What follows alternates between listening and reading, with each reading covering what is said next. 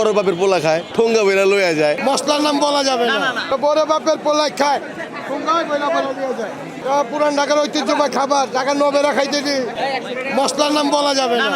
Item কি কি রাখেন? কলিজি আছে, মজক আছে, ডিম আছে, আলু আছে, আপনার পেঁয়াজি দাগানি আছে, ঘি আছে, গাওয়া ঘি আছে, তারপরে আলু আছে, কি বল? তারপরে 12টা মশলা আছে, 12টা আইটেম, 12টা মশলা।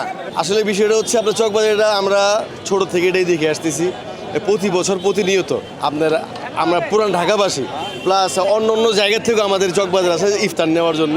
এটা আমাদের একটা ঐতিহ্য, চকবাজারে এসে ইফতার কেনা, ইফতার কিনে বাসায় যাওয়া, সকলে একত্রে ইফতার করা, এটা আমরা খুব আনন্দমুখর ফিল করি এবং খুব প্রাউড ফিল করি যে আমরা চকবাজারবাসী। এখানে আপনার বিখ্যাত যে বড় বাপের পোলা খায়, ঠোঙ্গা বেরা লইয়া যায়, আলাম খাসি আছে, এভরিথিং অনেক কিছুই আছে, জালি কাবাব আছে, টিকা কাবাব আছে, এভরিথিং অনেক কিছুই, মাঠা, লাবান, এভরিথিং অনেক কিছুই আছে আমাদের এখানে।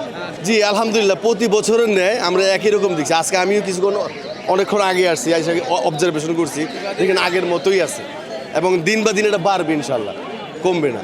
হ্যাঁ, এটা অবশ্যই মনে করো খুব উৎফুল্লের বিষয় হচ্ছে এটা। আপনার আইটেম বাড়তেছে, এবং কি আগের থেকে উন্নত মানের আইটেম হচ্ছে এবং নির্ভেজাল। আমিও দেখলাম অনেক নির্ভেজাল অনেক কিছু পাওয়া যাচ্ছে এখানে। হ্যাঁ, কি কিনলেন? আমি শুধু ভাই জিলাপি কিনছি বোম্বে থেকে, আর এমনি একটু পরিবেশটা ঘুরে দেখলাম আর কি। আসলে ভাই যা দেখলাম, কাস্টমার আছে কিন্তু বলা যাচ্ছে না আসলে কাস্টমার বেশি নাকি মানে ভিডিও করতেছে মানুষ শুধু শুধু আসছে বেশি, এটা বলা যাচ্ছে না। তো 2-3 দিন চলে গেলে তখন আবার প্রকৃত কাস্টমার দেখা যাবে। আর প্রত্যেক বছর আসি, প্রায় আসা হয় রোজার সময়, ইফতার কিনি। যে কিছু কিছু দোকান আছে যেমন বোম্বে আছে, আনন্দ আছে, আরও ভালো ভালো দোকান আছে, ওদের খাবারের মান খুবই ভালো লাগে কেনাকাটা করতে। আর পরিবেশটা অনেক বিভিন্ন জায়গা থেকে লোকজন আসে, তো অনেক সময় বিদেশি লোকজনও আসে, ভালো লাগে দেখতে। আগে তো ভাই বলতো ভাই বড় বাপের পোলায় খায়, বুঝছেন, কিন্তু আসলে বড় বাপের পোলা মনে করেন যেভাবে বানায় আগে ভালো ছিল, এখন মনে করেন ওটারে অনেকে বাসি বিক্রি করে, এটা শোনা যায় অভিযোগ।